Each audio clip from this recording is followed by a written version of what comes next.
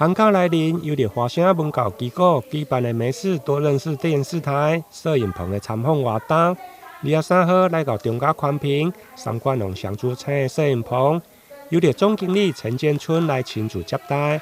总经理表示，这是公司今年第一场的学生参访，因为摄影棚的设备多，会用让学生来体验。这是我们今年第一次有贵宾来竹子这边参访，那就是活力十足的小朋友。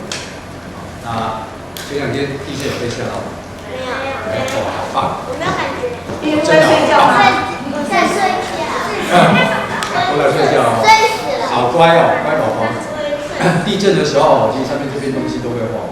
那所以我们摄影棚的设备非常非常的多啊。今天来就是要让各位来体验一下如何当主播，好啦，摄影机如何来操作啦，等等这一些哦。那希望今天可以在我们这边玩得非常的愉快，然后同时在玩的这个当中呢，也有很大的一些收获。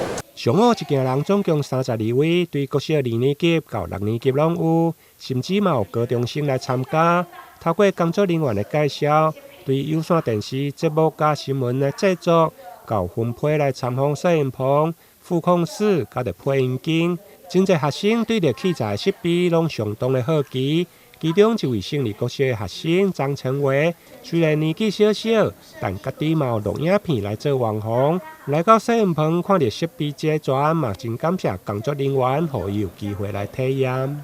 我觉得今天来到电视台，发现电视台里面的设备都很齐全，然后还可以来到这么专业的摄影棚里拍摄节目，所以我要非常感谢电视台里的工作人员，可以让我有这个机会来体验。伫个参观介绍过后，接续嘛，互每一位学生亲自坐上主报台，因为华声文教本身嘛真重视学生的口语表达甲着训练。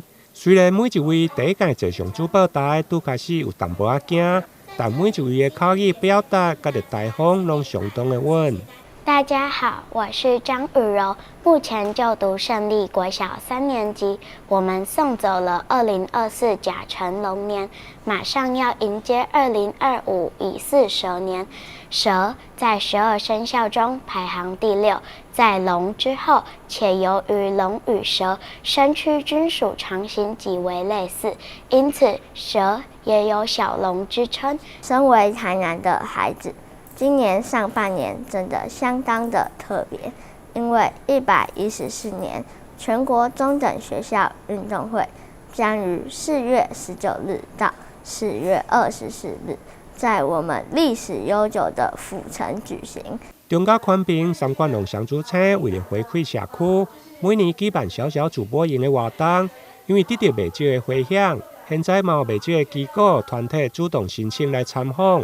亲像华声文教机构，虽然几冬前有参访过，但过了几冬，这次老师嘛发觉，公司增添了不少的器材甲设备，为了提供各界连线媒体、亲近媒体，公司嘛欢迎有需要的民众，拢会用来参观。台南新闻林根采访报道。